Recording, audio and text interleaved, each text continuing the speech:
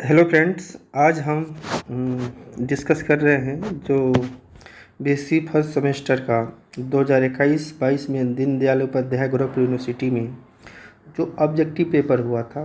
तो उस समय देखो 3 पेपर हुआ करते थे, एक बेसिक हुआ करता था 2021-22 में। तो उसी का जो MAT 102 होता था और इसमें जो और बाद में क्या हो गया, फिर से 2023 के बाद हो गया 101 AF हो गया है, सेम ही है। तो इसमें क्या है, बीएससी फर्स्ट सेमेस्टर एग्जामिनेशन 2021-22 का मैथमेटिक्स पेपर है। इसमें differential calculus and integral calculus है।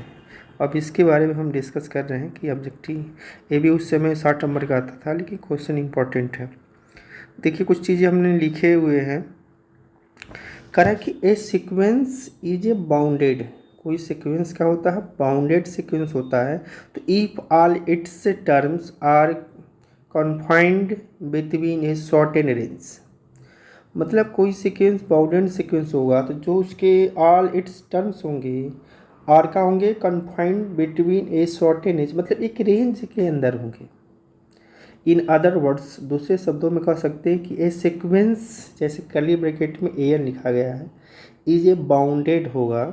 तो if there exist real numbers small m and capital M such that, यानी जो सीक्वेंस AN होगा वो कैपिटल M से क्या होगा, less than or equal to M और greater than or equal to small m, मतलब जो सीक्वेंस होगा 2 नंबर के बीच में होगा।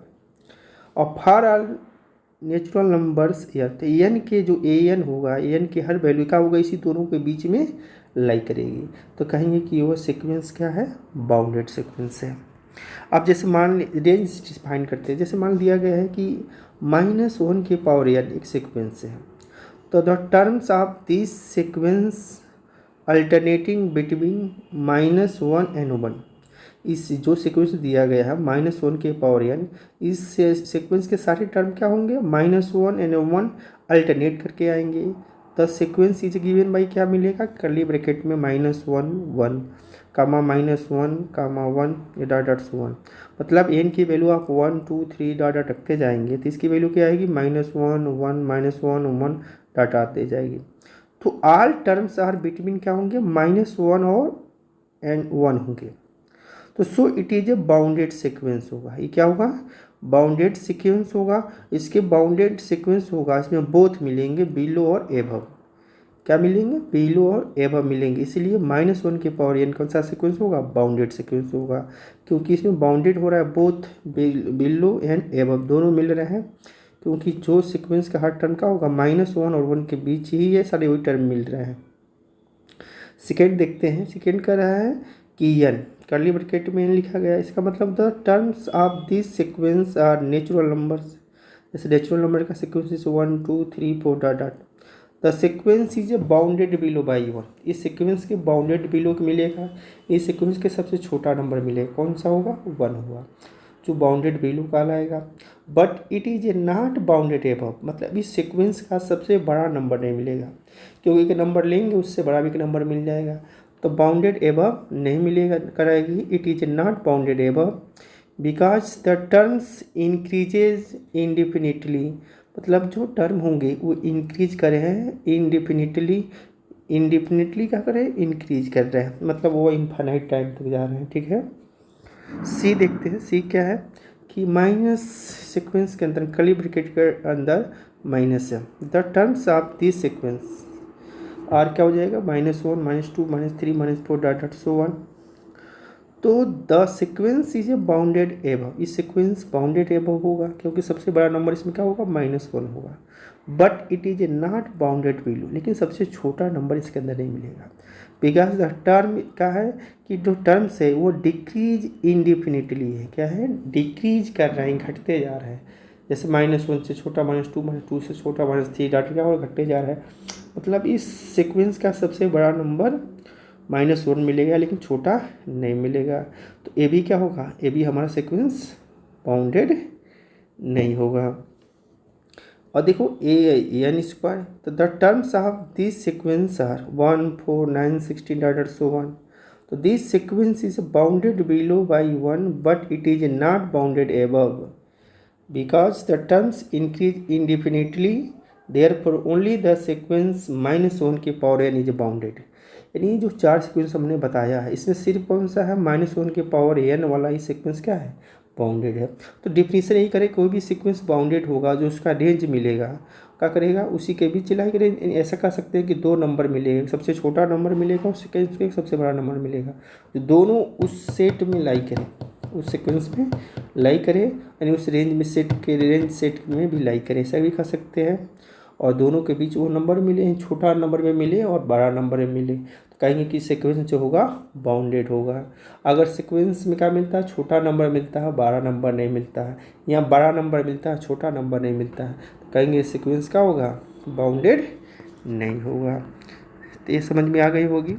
अब यहाँ लिखा गया है कि which of the following sequence is bounded, इसमें से कौन सा सीक्वेंस बाउंडेड है। ठीक है, अब ध्यान देते हैं, देखो अभी हम बताया था जो कर्ली ब्रैकेट में एन से बी दिया माइनस यानी n², ये तीनों नहीं होंगे। जैसे 1/n सीक्वेंस क्या हुआ, बाउंडेड सीक्वेंस होगा, क्योंकि n वेरी कराएंगे 1 से लेकर इन्फिनिटी तक जाएगा, तो जब n बराबर 1 रखेंगे तो 1 मिल जाएगा, और फिर से 1 2 3 रखते, जब n बराबर इन्फिनिटी रखेंगे तो 1/∞ 0 भी मिल जाएगा। क्लियर कि नहीं। तो इसके अंतर क्या हुआ, सारे नंबर मिल जा रहा है, छोटा भी नंबर मिल जा रहा है, सबसे बड़ा भी नंबर मिल जा रहा है, छोटा नंबर 0 बड़ा नंबर 1 मिल जा रहा है, मतलब ये बाउंडेड सीक्वेंस है। तो ऑप्शन कौन सा सही होगा, ए वाला ऑप्शन सही है। ठीक है, अब करें कि ए सीक्वेंस कर्ली ब्रैकेट में an is set to be the bounded below, कोई सीक्वेंस क्या होगा, बाउंडेड बिलो होगा, तो if there exist a real numbers K, if there exist a real number K such that जो an होगा वो greater than और इक्वल टू k होगा। नहीं, जो बाउंडेड बिलो k है, तो इस बाउंडेड बिलो k है, तो इसका मतलब जो an का टर्म होगा क्या होगा, ग्रेटर देन और इक्वल टू k होगा, for all n belongs to capital N। B option सही होगा, ये भी याद करना, कंडीशन ये सब है। करें कि सीक्वेंस an कर्ली ब्रैकेट में an is set to be bounded below, तो if there exist a real numbers K, एक रियल नंबर के मिलेगा, और सच दैट जो सीक्वेंस के सारे टर्म an जो होंगे सीक्वेंस के टर्म वो ग्रेटर देन और इक्वल टू k से होंगे, और for all n belongs to capital N, यानी ऑप्शन बी सही होगा इसका। करें कि सेकेंड थर्ड क्वेश्चन देखते हैं हम। करें कि which of the following statement is A correct, कौन सा स्टेटमेंट इसमें करेक्ट है, तो ऑप्शन बी करेक्ट है कि every convergent sequence is bounded, every convergent sequence is a bounded, सिर्फ यही ऑप्शन क्या है, करेक्ट है। नेक्स्ट चलते हैं, कह रहा है कि which of the following is A correct, इसमें से कौन सा स्टेटमेंट करेक्ट है। तो अब ध्यान दो, कह रहा है कि मॉड ऑफ सी वाला ऑप्शन करेक्ट होगा कि mod of x minus Y ये ग्रेटर देन और equal to mod of x minus mod of Y होगा। और फिफ्थ देखो, कह रहा है कि which of the following is a oscillatory sequence, मतलब इसमें ऑसिलेटरी सीक्वेंस का होगा, जो अल्टरनेटिव सीक्वेंस होता है उसी को ऑसिलेटरी सीक्वेंस कहते हैं, क्योंकि इसकी वैल्यू क्या आएगी, -1 1 -1 होना एक अल्टरनेट करके आएगी, तो इसलिए ऑप्शन ए -1 की पावर यानी कैसी सीक्वेंस होगी, अल्टरनेटिव सीक्वेंस होगी, इसी को ऑसिलेटरी सीक्वेंस भी कहते हैं, क्योंकि इसकी वैल्यू क्या करेगी, रिपीट करेगी, -1 1 करके रिपीट करेगी और किसी की वैल्यू रिपीट नहीं करेगी। तो ऑसिलेटरी सीक्वेंस क्या हो जाएगा, -1 की पावर n। ठीक है, अब देखो कह रहा है कि लिमिट अगर a के पावर लिमिट an का whole power 1/n n tends to infinity is क्या होगी, लेकिन an दिया गया, कह रहा है कि वेयर an बराबर फैक्टोरियल 3 अपान फैक्टोरियल n के पावर 3। जब इसको सॉल्व करेंगे तो यह वैल्यू आएगी हमारी संभवतः कितनी, 27 आएगी, कितनी आएगी, 27 आएगी। आगे सॉल्व किए होंगे उसमें देखा समझा देंगे, तो कितनी आएगी, 27 आएगी। अब करेंगे the sequence an curly bracket में an वेयर an बराबर दिया गया है an+1 अपान an, तो इज क्या होगा, देखो सीक्वेंस कर्ली ब्रैकेट में an लिखा गया है, वेयर an जो डिफाइन किया गया किसके बराबर है, n+1/n है, तो इस कैसा होगा सीक्वेंस, जब इसमें चेक करेंगे 1 2 3 रख के, तो ऐसा सीक्वेंस के देखो 1 रखोगे तो 1 रखने से क्या मिल रहा है हमको, देखो 1, तो 1 ऊपर भी रखोगे तो 2 मिल रहा है। जब ध्यान 2 रखोगे तो 3/2 मिल रहा है, पहले 2 मिला वो 3/2 मिला, यानी कम होते जा रहा है। तो ये जो कम होते जा रहा है तो मोनोटोनिकली डिक्रीजिंग मिलेगा। ये क्या हो रहा है, कम होते जा रहा है, डिक्रीजिंग सीक्वेंस मिल रहा है, तो मोनोटोनिकली डिक्रीजिंग होगा। यानी ऑप्शन बी सही होगा इसमें। और नेक्स्ट देखते हैं, कह रहे हैं कि ए सीक्वेंस कर्ली ब्रैकेट में एन इज वेयर, एन की वैल्यू दिया गया 1 + 1/2 + 1/3 + डॉट डॉट 1/n। तो ये कैसा सीक्वेंस होगा, तो ये कह रहा है कि नॉट कॉसी सीक्वेंस, ये कॉसी सीक्वेंस नहीं है, तो not a Cauchy sequence, option B सही होगा इसका। ठीक है, यानी कॉसी सीक्वेंस नहीं है। 9 देखो कह रहा है कि इट ए एन बराबर 1 ± 1 के पावर एन और N belongs to natural number, तो दैन। तो ये सीक्वेंस का टर्म दिया गया है, ए एन बराबर 1 ± 1 के पावर एन दिया गया है। कह रहा है कि अब इसमें 1 रख दो, एन की जगह 1 रखो, तो 1 जगह रख क्या आता है, 0 आ जाता है। ठीक है, तो ये क्या होगा इसका, लिमिट इन्फिमम ए एन क्या हो जाएगा, 0 हो जाएगा। अब जब 2 रखोगे तो -1 के पावर 2 क्या हो जाएगा, 1 आ जाएगा, तो 2 हो जाएगा। तो इसका लिमिट सुप्रीमम ए एन कितना हो जाएगा, 2 होगा, सिंपल है। अब देखो कोई भी क्वेश्चन ऐसा आता है तो पता करना है कि लिमिट इन्फिमम क्या होगा, लिमिट सुप्रीमम क्या होगा। तो सबसे पहले 1 और 2 रखते हैं। 1 रखने पर देखेंगे वैल्यू हमारा क्या आएगी, 0 आ गई, और 2 तो उसमें छोटा बड़ा, तो कंपेयर कर लेते हैं। जो छोटा आया वो लिमिट इन्फिमम ए एन कहलाएगा, वो 0 हो गया, और लिमिट सुप्रीमम ए एन कितना आ गया, 2 आ गया, क्योंकि एन बराबर 2 रखने पर आया। तो इसका ऑप्शन ये सही है। अब देखो limit sine X upon X, X tends to 0, इसकी वैल्यू क्या होती है, 1 होती है। हम इंटरेस्ट पढ़ते आ रहे हैं, limit sine X upon X, X tends to 0 की वैल्यू क्या होती है, 1 होती है। नेक्स्ट देखते हैं, नेक्स्ट ये है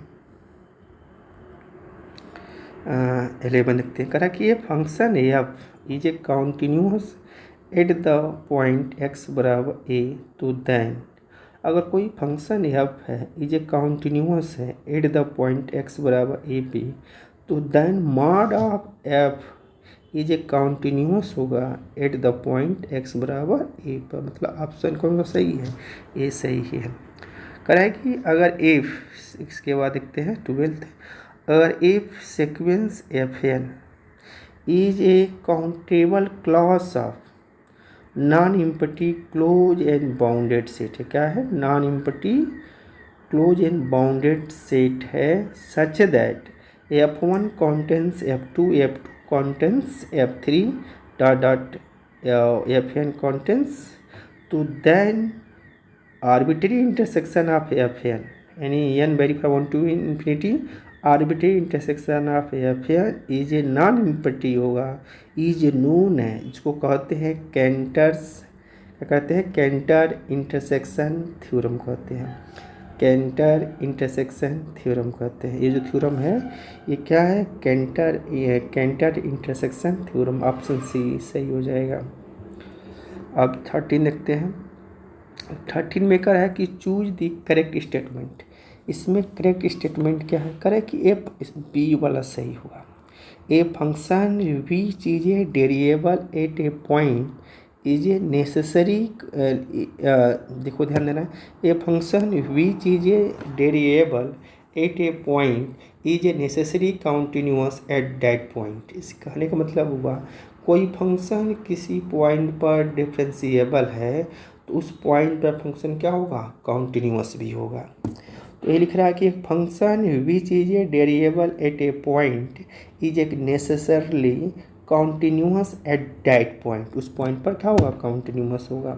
नहीं कोई भी फंक्शन किसी पॉइंट पर डिफरेंशिएबल है तो वह फंक्शन उसी पॉइंट पर कॉन्टिन्यूस भी होगा, यानी ऑप्शन बी सही है।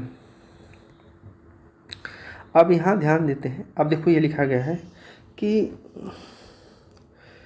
करा कि से आगे पढ़ते हैं, करा कि सिंस यह दिया गया है कि let the function F define on R by F X क्या है, sine X sine 1/x, X not equal to zero पर डिफाइन किया है और जीरो है जब एक्स बराबर जीरो। तो on the close open interval zero to infinity पर देखना है कि फंक्शन क्या होगा। तो देखो जब फंक्शन कह रहा है कि since function F X is a not continuous है, it's domain close open interval zero infinity, it can not be uniformly continuous on close open interval zero infinity. अब ध्यान देना है जब यह फंक्शन हमारा काउंटिन्यूअस नहीं है किसी डोमेन में क्लोज ओपन इंटरवल जीरो से इन्फिनिटी में, तो इसका मतलब फंक्शन क्या होगा, यूनिफॉर्मली काउंटिन्यूअस भी नहीं होगा। तो यानी ऑप्शन सी से हो जाएगा, नॉट यूनिफॉर्मली काउंटिन्यूअस होगा। ठीक है, अब नेक्स्ट बढ़ते हैं। अब देखो कह रहा है 15 कि if the function F from close interval A B into R is variable and differentiable at that point c belongs to open interval ab and f dash c not equal to 0, तो then f is increasing होगा at the point c, if कब, जब f dash c greater than 0 होगा। Theorem ये है, ध्यान देना है कि if the functions f from close interval ab into r is a variable at the point c belongs to open interval ab and f dash c not equal to 0, तो then f is a increasing होगा at the c if कब, जब f dash c greater than 0 होगा। Option A सही हो जाएगा। अब कह रहा है, ध्यान देना है कि which of the following statement is A correct, कौन सा स्टेटमेंट करेक्ट है। तो ए और बी दोनों सही है, तो इसका मतलब option C both A and B, क्योंकि a function which is a uniformly continuous on an interval is a continuous on that interval. अब सेकेंड वाला भी कह रहा है कि a function which is a continuous on close interval is a also uniformly continuous on that interval. तो दोनों option सही है ए और बी, तो इसका मतलब सी वाला ऑप्शन सही होगा, बोथ ए एंड बी वाला। नेक्स्ट देखते हैं, नेक्स्ट में है 17, कह रहा है कि a functions F is a variable on a close interval A B and F dash A not equal to F dash B and a number k lying between f dash a and f dash b, तो then there exists at least one point c belongs to open interval ab such that f dash c बराबर k is known as k। ये कौन सा theorem है, ये जो theorem है डॉरबाक्स intermediate value theorem है, यानी ऑप्शन सी सही होगा। कह रहा है ये थ्योरम ये है, कह रहा है कि if a function F is a variable on a close interval A B and F dash A not equal to F dash B and a number K lying between F dash A and F dash B, then there exists at least one point c belongs to open interval ab such that f dash c equal to k is known as, इसको क्या कहते हैं हम, डॉरबाक्स intermediate value theorem कहते हैं। Option C सही हो जाएगा। अब यहाँ ध्यान समझते हैं, करें कि limit 1/√n² +1 +1 √n² +2 plus dot last term में क्या है न, टर्म 1/√n² n है। अब इसको पता करना है किसकी वैल्यू क्या होगी। अब मान लेते हैं जो ये फंक्शन, इसको मान लेते हैं एफ एन फंक्शन मान लेते हैं, लेट एफ एन मान लिए, तो लास्ट वाला टर्म कितना हो जाएगा, तो n/√n² +1, ठीक है ना। तब ध्यान देना, जब हम ऐसा समझो कि हमने मान लिया इसका टर्म, देखो बात ऐसी करनी है कि जो लिमिट फंक्शन है n² +1 है, ठीक है, तो इसको हम एफ एन मान ली। एफ एन मानने का मतलब हुआ कि n/√n² +n फर्स्ट वाला टर्म मान लिया। Then the limit of F N tends to infinity, तो limits n tends to infinity करेंगे तो क्या हो जाएगा, इसमें नीचे वाले में से n कॉमन ले लिए, तो n कॉमन ले तो n² कॉमन लिए तो बाहर n हो जाएगा, तो 1/, क्या होगा देखो, इसमें से आ जाएगा अपना, 1 मिनट, तो जब कॉमन लोगे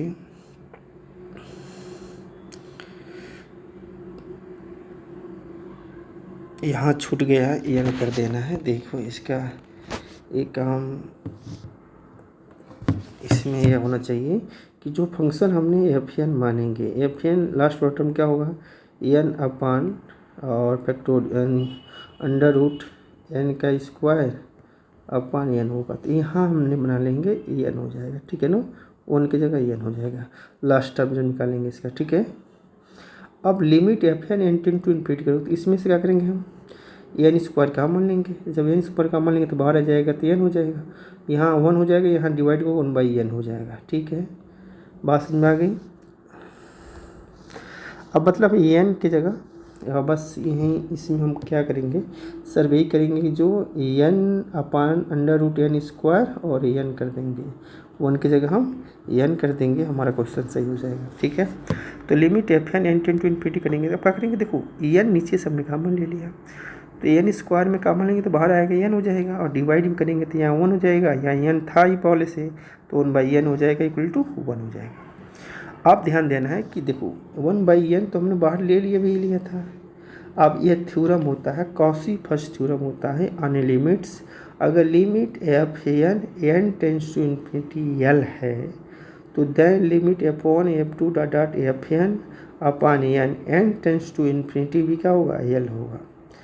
तो हमने दिखा दिया कि इसकी लिमिट क्या हो रही है, 1 हो रही है। तो लिमिट ऑफ सारे फंक्शन को जोड़ने पर N upon N plus 1 N square upon plus 2 dot ये भी क्या होगी, लिमिट 1 ही होगी। अब एन कैंसिल कॉमन ले लेंगे, एन कैंसिल कॉमन लेंगे तो क्या हो जाएगा, यहाँ से कॉमन लेने के बाद क्या होगा, कैंसिल हो जाएगा। तो फाइनली आएगा limit N tends to infinity 1 upon under root N square plus 1 upon under root N square plus 1 plus dot 1 upon under root N square plus N बच जाएगा इक्वल टू एन हो जाएगा, क्योंकि N ऊपर सारे में से कॉमन ले लिए, कैंसिल हो गया। क्योंकि यह थ्योरम लगाए हमने कॉची फर्स्ट थ्योरम है ऑन लिमिट्स पे करा है, correct. If limit F N N tends to infinity L है, सबसे पहले जो फंक्शन होता है उसका हम एन टर्म निकाल लेते हैं, और एन टर्म निकालने के बाद अगर लिमिट उसका एल है तो सारे टर्म का सम करने के बाद एन से डिवाइड करेंगे, तभी भी उसका लिमिट एन ही आएगा, ठीक है, एल ही आएगा। ऐसे ही थ्योरम यूज कर दिए हम। तो इसमें से 1 आया तो इसका भी 1 आएगा, तो इस लिमिट कितना होगा, 18 का 1 सही हो जाएगा। अब ये भी देखो फार्मूला है, लिमिट 1 प्लस 1/n का whole power N tends to infinity, इसकी वैल्यू क्या होती है, ई होती है। लिमिट 1 प्लस 1/n का whole power N tends to infinity, इसकी वैल्यू कितनी होती है, ई होती है। ऑप्शन सी सही होता है। याद कर लेना कि लिमिट 1 प्लस 1/n का whole power N tends to infinity, इसकी वैल्यू क्या होती है, ई होती है। अब ध्यान देना है कि यह 21 क्वेश्चन कर रहा है कि इफ ए एन बराबर साइन ए एन पाई/3 और N belongs to natural number, तो देन अभी हमने जस्ट इसके पहले बताया था कि जस्ट हमने ये भी बताया था, ध्यान देना है कि जब हमने ए बताया था इसकी वैल्यू क्या था, ए एन बराबर था 1 प्लस -1 के पावर एन, तो इसका भी पूछा जा रहा था कि इसका सुप्रीमम और इन्फीमम क्या होगा। तो हमने क्या किया था, इसमें एन बराबर 1 रखा था, एन बराबर 1 रखा था और एन बराबर 2 रखा था। उसके बाद देख लिया कौन सा नंबर बड़ा कौन सा छोटा है, क्योंकि तो इसमें पता चल गया कि इसका इन्फीमम क्या होगा, सुप्रीमम क्या होगा। तो इस क्वेश्चन में सबसे पहले क्या करेंगे, हम एन की वैल्यू रखेंगे। तो एन की वैल्यू रखोगे तो देखोगे रिपीट कब कर रहा है, 1 बराबर 1 2 3 4 5 6 रखोगे तो देखोगे कि मान लो कि एक समय आएगा तो ये रिपीट करेगी वैल्यू, ठीक है ना, क्योंकि साइड अल्टरनेट रिपीट करती है। तो 2 रखोगे, चेक करो किसकी वैल्यू, तो इसको वैल्यू 0 √3/2 माइनस √3/2, तो इसी में से यही छोटा बड़ा नंबर मिलेगा, ठीक है। अब ये 3 नंबर बार बार रिपीट करेंगे हमारे में, ठीक है। अब इस समय एक समय के बाद ये नंबर क्या कर जाएगा, रिपीट कर जाएगा। तो इसमें ऐसा करेंगे, हम चेक कर लेंगे तब तक चेक करेंगे कि मान लो कि हमने n बराबर 1 रखा था, π/3 हो गया। साइन π/3 जानते हो, साइन 60 डिग्री, साइन 60 डिग्री का मतलब क्या होता है, करने में 3/2 हो गया। और मान लो 2 रख दिए तो 2π/3, तो 2π/3 क्या हो गया, इसको करोगे तो -120, तो ये वैल्यू आ गई। जब 3 रखेगी 3 से कैंसिल, साइन पाई की वैल्यू क्या हो जाएगी बताओ। उसके हिसाब से वैल्यू याद भी होना चाहिए, जब याद नहीं करोगे तो गड़बड़ हो जाएगी। तो याद होना चाहिए साइन की सही वैल्यू। तब जब रखोगे 1 2 3 करके तो 0√3/2 -1/3 यही आएगी वैल्यू। तो ऐसा समझने के लिए हम 1 से 2 भी रख के चेक कर सकते हैं, ज़्यादा जरूरत नहीं जाएगी। तो n बराबर 1 रखो और n बराबर 2 रखो, तो ये वैल्यू आ रही है कि नहीं। अब इसमें देखो क्या करेंगे, छोटा बड़ा देख लेंगे। तो कौन सा छोटा है, -√3/2 छोटा है, और कौन सी वैल्यू बड़ा है, करने में 3/2 वैल्यू बड़ा है। तो इसमें से छोटा बड़ा होगा तो इन्फीमम का हो जाएगा, लिमिट इन्फीमम an माइनस करने में 3/2, और जो सुप्रीमम होगा वो क्या होगा, करने में 3/2। मतलब इसके मतलब ये हुआ कि कोई भी आपको टर्म दिया होगा an के टर्म में, अब पूछेगा कि लिमिट इन्फीमम क्या होगा, लिमिट सुप्रीमम क्या होगा, तो आप n बराबर 1 और 2 रख के सॉल्व कर लेंगे। अब उसमें देख लेंगे कि छोटा वैल्यू क्या आ रही है, बड़ा वैल्यू क्या आ रही है। छोटा वैल्यू जो आएगी तो लिमिट इन्फीमम कल आएगी, जो बड़ा वैल्यू आएगी वो लिमिट सुप्रीमम कल आएगी। 99% यह ट्रिक काम कर जाएगा, ठीक है। इसका ऑप्शन कौन सा हो जाएगा, D वाला ऑप्शन सही हो जाएगा, ठीक है। अब दिख रहा है the value of gamma 1/2 is equal होता है, किसके इक्वल होता है बताओ। तो द वैल्यू ऑफ गामा 1/2 किसके इक्वल होता है, √π के इक्वल होता है, √π के इक्वल होता है। अब देखो तो वैल्यू ऑफ इंटीग्रल 0 से इन्फिनिटी e⁻⁻⁻⁴ dx होता है। तो सबसे पहले क्या करेंगे हम, गामा फंक्शन है तो 0 से इन्फिनिटी e⁻t dt ऐसे डिफाइन होता है।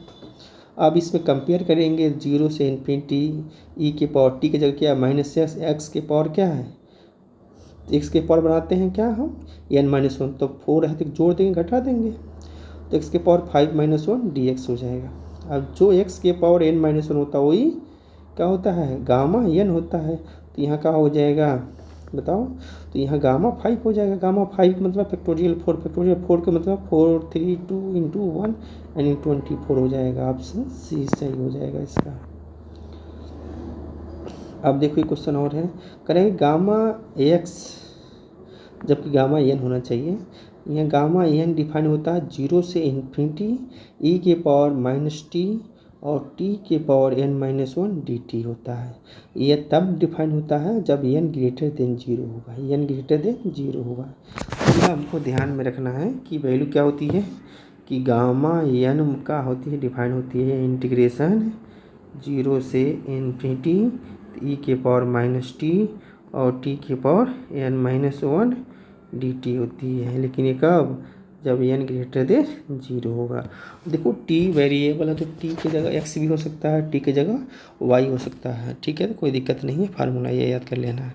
तो इसमें ऑप्शन कौन सा हो जाएगा, n ग्रेटर देन 0, कंडीशन ही पूछा गया था।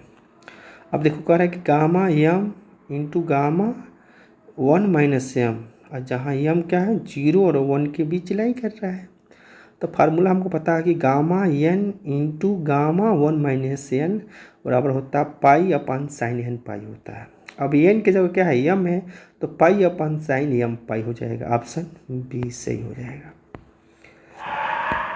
देखो एक बार फार्मूला आ गया कि इंटीग्रेशन 0 से π/2 साइन थीटा के पावर p-1 और कॉस थीटा के power q-1 D theta is equal हुआ। तो ऐसा मान लो तो जो फार्मूला हमने याद किया था, इंटीग्रेशन 0 से π/2 साइन के पावर m थीटा कॉस के power n theta D theta, यह जनरली याद रहती है सबको। क्या होती है, गामा m + 1/2 गामा n + 1/2 अपान 2 टाइम्स गामा m + n + 2/2 होता है। अब m और n कंपेयर कर लो इससे, m बराबर p-1 और n बराबर क्या है q-1। अब इसके जगह बरख दोगे तो क्या आएगा, गामा p/2 गामा q/2 अपन 2 टाइम्स गामा p + q/2 हो जाएगा। ऑप्शन इसमें से कौन सा ऐसा मिल रहा है, डी वाला मिल रहा है, डी वाला सही हो जाएगा।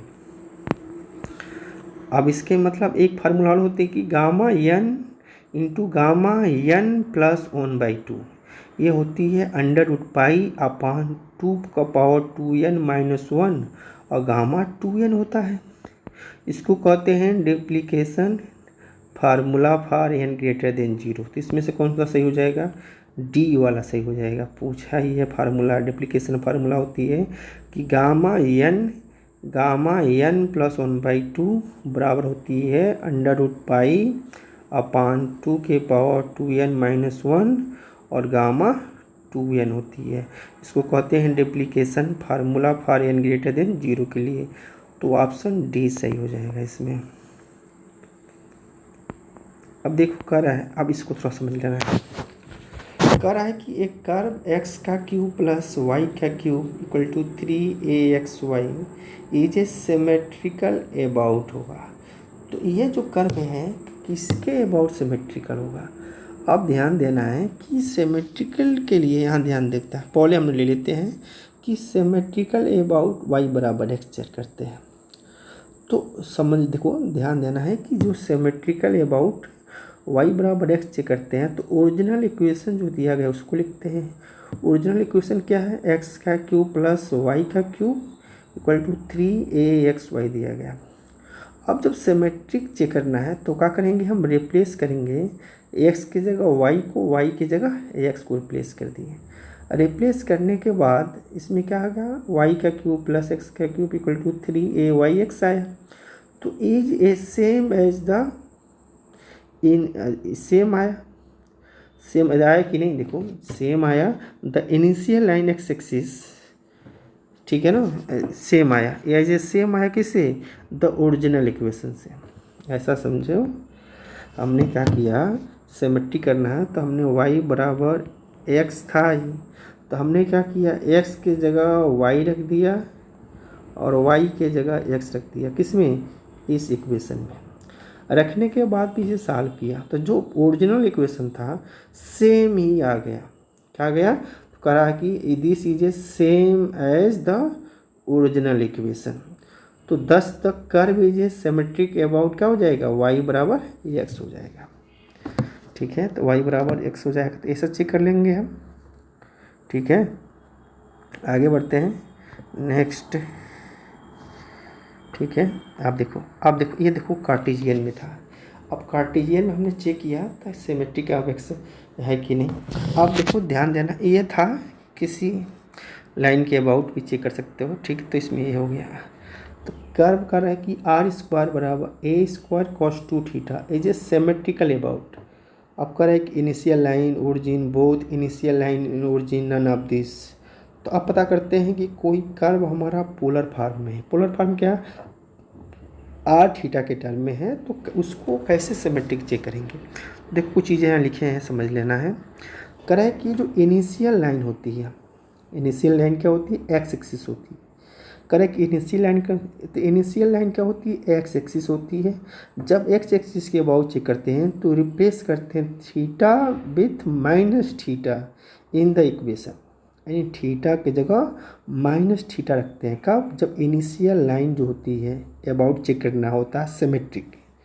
जो सिमेट्रिक अबाउट किसके अबाउट करना होता है? Initial line that is x axis के अबाउट चेक करना होता है। तो रिप्लेस करते हैं theta with minus theta in the equation. तो हमने क्या किया? थीटा की जगह माइनस थीटा रखा। तो cos 2 माइनस थीटा का होगा cos 2 थीटा होता है, क्योंकि cos नेगेटिव में कोई फर्क नहीं पड़ता, एंगल थीटा रहता है, तो cos 2 थीटा ही होता है। तो this equation is unchanged. Equation क्या हो गया? अनचेंज हो गया। तो इसका मतलब क्या होगा? ये इनिशियल लाइन के अबाउट क्या है? सिमेट्रिक है। अब चेक करना है कि ओरिजिन के अबाउट सिमेट्रिक नहीं है कि नहीं।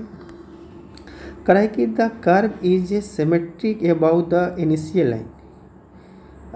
इनिशियल लाइन तो सिमेट्रिक फर्स्ट करेंगे, दूसरा करेंगे इनिशियल सिमेट्रिक अबाउट द पोल।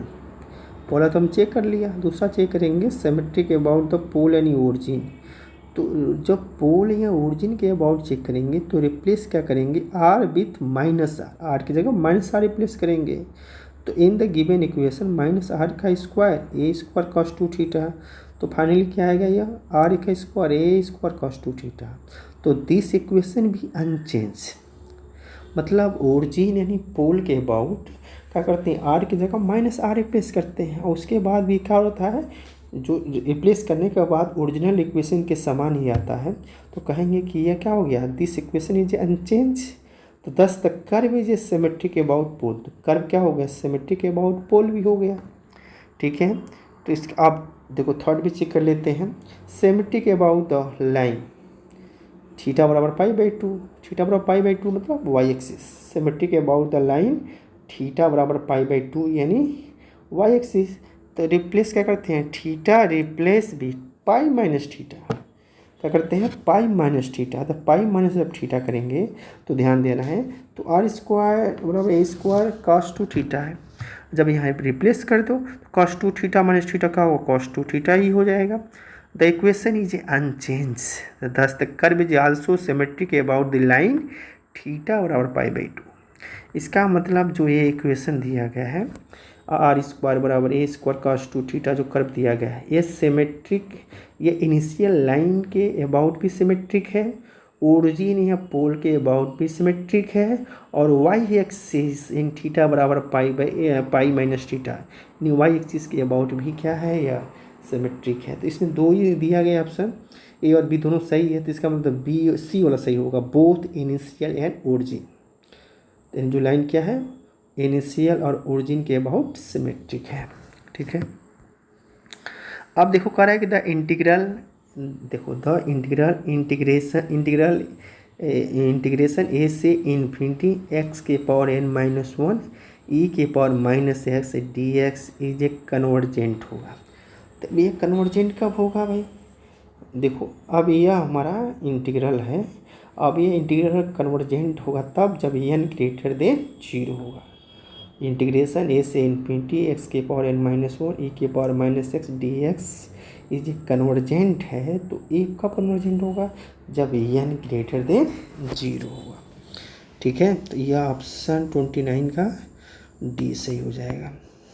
ठीक है, अब देखो करा है कि द इंटीग्रल जीरो से infinity sine x by x D X is a converges कब होगा, कंडीशनली होगा।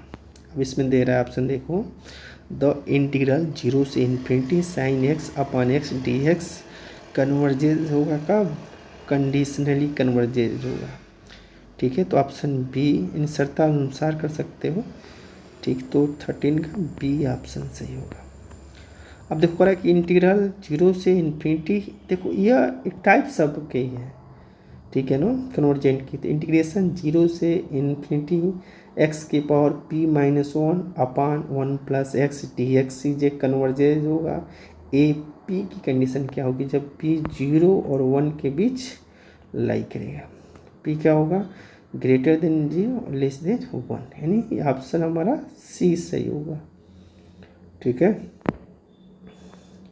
32 कह रहा है कि इफ इंटीग्रेशन जीरो से infinity mod of F x D x less than infinity, तो देन इंटीग्रेशन ए से infinity F x D x क्या होगा, कन्वर्जेंस होगा। क्या होगा, कन्वर्जेंस होगा। ऑप्शन ए सही है। नेक्स्ट चलते हैं, नेक्स्ट में करते हैं कि इंटीग्रल ए से infinity, integral limit and lower limit A से अपर लिमिट इन्फिनिटी तक वन अपान एक्स के पावर एन डी एक्स और A greater than zero positive है, तो कन्वर्जेंट होगा इफ जब एन क्या होगा, ग्रेटर देन वन होगा, जब एन ग्रेटर देन वन होगा।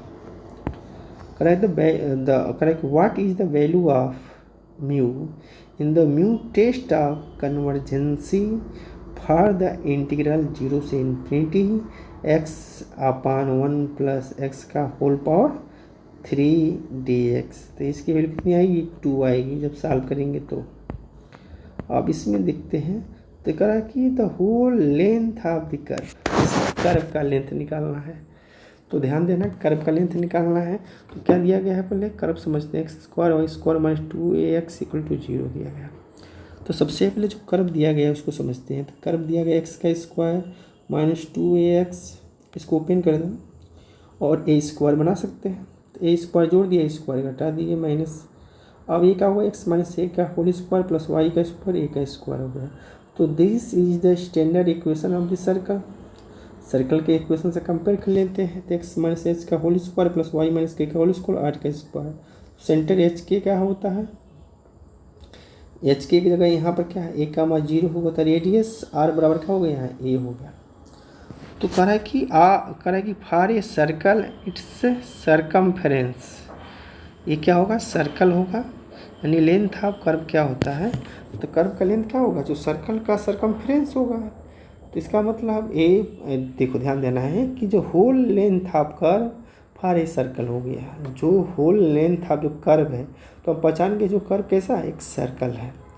तो जो सर्कल है कर्व सर्कल है तो उसका होल लेंथ क्या होगा इट सरकमफ्रेंस के बराबर होगा। अब जानते हैं कि सरकमफ्रेंस ऑफ ए सर्कल ये कितना होता है सी बराबर 2πr होता है। तो आर यहाँ से कंपेयर कर लेंगे, तो आर क्या है रेडियस, तो ये रेडियस ए है, तो यहाँ 2πa हो जाएगा। तो इसका ऑप्शन कौन सा हो जाएगा 2πa, सी सही हो जाएगा। ठीक है, अब एक क्वेश्चन और देखते हैं। करें कि the area of the curve R बराबर 2a cos थीटा है, ध्यान देना है। तो area of the curve R बराबर 2a cos थीटा है। तो देखो पोलर इक्वेशन दिया गया है, तो पोलर इक्वेशन में एरिया कैसे निकालते हैं इसको भी समझ लेते हैं। तो पोलर इक्वेशन आर बराबर एफ थीटा बनाते हैं। तो ए बराबर होता है 1/2 इंटीग्रेशन अल्फा से beta R square D theta होता है फॉर द कर्व। अब कर्व जो दिया गया है आर बराबर 2a cos थीटा दिया गया है। तो एंटायर सर्कल जो कर्व क्या है entire circle is a trace as theta varies from क्या होगा -π/2 से +π/2 तक होगा। तो इस केस में इंटीग्रेशन निकालेंगे एरिया, तो क्या हो जाएगा ए बराबर हाफ इंटीग्रेशन -π/2 से π/2 और आर की जगह रख देंगे। तो आर की जगह क्या है 2 cos थीटा, तो इसका होल स्क्वायर हो जाएगा 4a cos स्क्वायर थीटा हो जाएगा। अब देखो 4a cos स्क्वायर थीटा, तो 4a से बाहर ले लेंगे, 2 से 2 कैंसिल कर देंगे, तो 2a स्क्वायर हो जाएगा -π/2 से पाई और cos स्क्वायर 2 थीटा को ध्यान देना है। cos यहाँ थोड़ा सही कर लेना है, यहाँ थोड़ा सही कर लेना है, क्योंकि यह देखो यह हमारा हो जाएगा = 1/2 इंटीग्रेशन -π/2 से -π/2 से π/2 हो जाएगा, और क्या है 2a cos 2 थीटा का होल स्क्वायर होगा।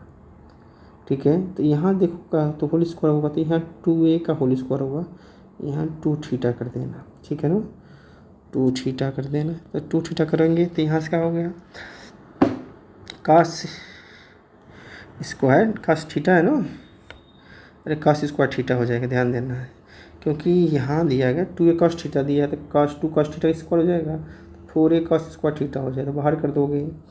तो cos स्क्वायर जो थीटा होगा इसको तोड़ दोगे मल्टीपल ऑफ एंगल में, तो क्या हो जाएगा 1 + cos थीटा बाई cos 2 थीटा/2 हो जाएगा। अब इसको सॉल्व करोगे तो सॉल्व करने के बाद क्या आएगा थीटा प्लस sin 2 थीटा/2 आएगा, -π/2 से जब लिखेंगे लिमिट क्या हो जाएगा फाइनली पाई आएगा, तो πa स्क्वायर हो जाएगा। तो कौन सा ऑप्शन सही हो जाएगा इसमें πa स्क्वायर सही हो जाएगा, क्योंकि फार्मूला देखो यही है कि जब पोलर फॉर्म में हम जब एरिया निकालते हैं तो सबसे पहले फंक्शन को r बराबर एफ थीटा के फॉर्म में लिखते हैं।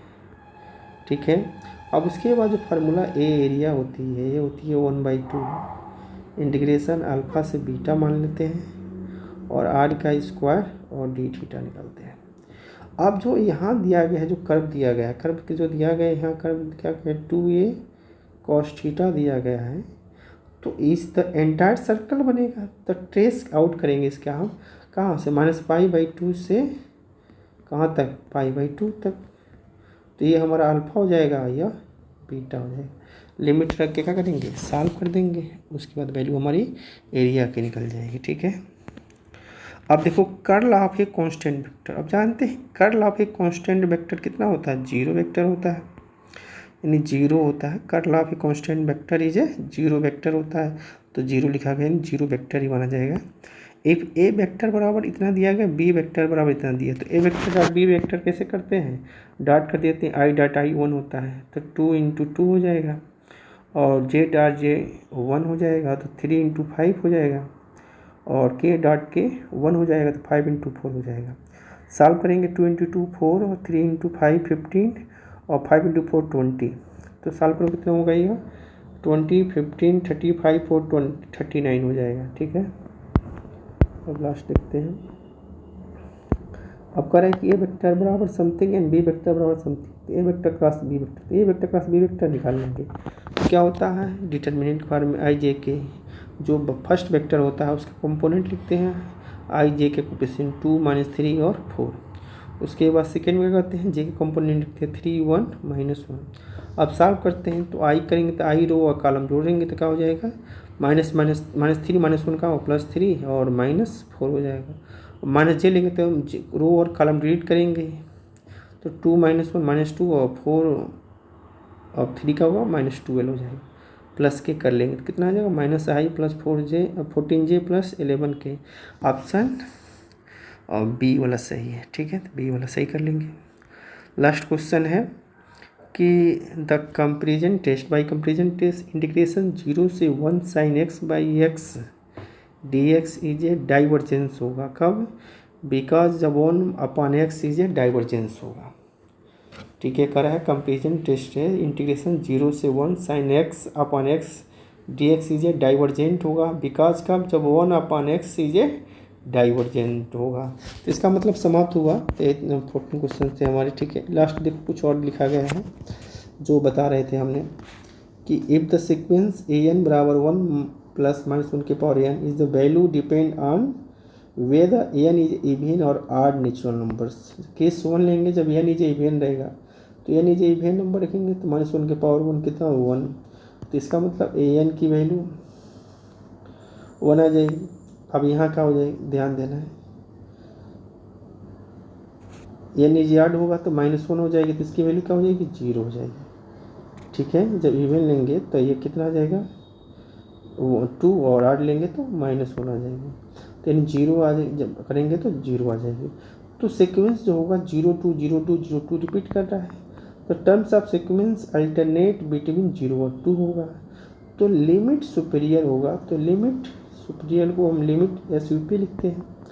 The limit superior is the largest limit of any subsequence of this sequence has to convergent subsequence. यानी कहने का मतलब हुआ है कि जो लिमिट सुपीरियर होगा तो जो सब सीक्वेंस बनाएंगे वो जो सब सीक्वेंस में जो लार्जेस्ट सब सीक्वेंस होगा, जो कन्वर्जेंट सब सीक्वेंस होगा, वही उसका क्या होगा, लिमिट सुपीरियर होगा। तो सब सीक्वेंस आप आड नेक्स्ट टर्म्स बनाएंगे तो क्या होगा, A 3 5, तो which is the constant sequence 0 1 2 0 0 आएगा, तो लिमिट ये 0 हो जाएगा। जैसे सब सीक्वेंस आप इवन नेक्स्ट इंडेक्स टर्म बताएंगे तो क्या हो जाएगा, कांस्टेंट सीक्वेंस आएगा 2 2, द लिमिट इज 2 हो जाएगा। The limit superior is the largest of this limit, the limit superior an 2 हो जाएगा, और limit inferior limit INF, the limit inferior is the smallest limit of the subsequence. The limit inferior is the smallest of the limits of subsequence. इसका मतलब होगा, ध्यान देना है, सबसे पहले सीक्वेंस बनाएंगे, उस सीक्वेंस का हम 2 सब सीक्वेंस बनाएंगे। ठीक है, उस सब सीक्वेंस में एक सब लार्जेस्ट सब सीक्वेंस कन्वर्जेंट होगा। अब उसमें लिमिट सुपीरियर और लिमिट इन्फीरियर क्या करेंगे, पता करेंगे। जो लिमिट सुपीरियर होगा वो लार्जेस्ट ऑफ द लिमिट होगा, जो लिमिट इन्फीरियर होगा ठीक है, तो स्मॉलेस्ट लिमिट ऑफ दी सब सीक्वेंस पता कर लेंगे। तो लिमिट दोनों क्या आ गया फाइनली, तो लिमिट्स ऑफ इन्फीरियर इज 0 और लिमिट ऑफ सुपीरियर इज 2 आया। तो ये भी ऐसा कर लेंगे, लेकिन वो जो बताया ट्रिक सही है। अब यहीं समाप्त होता है। थैंक यू वॉच करने के लिए, थैंक यू।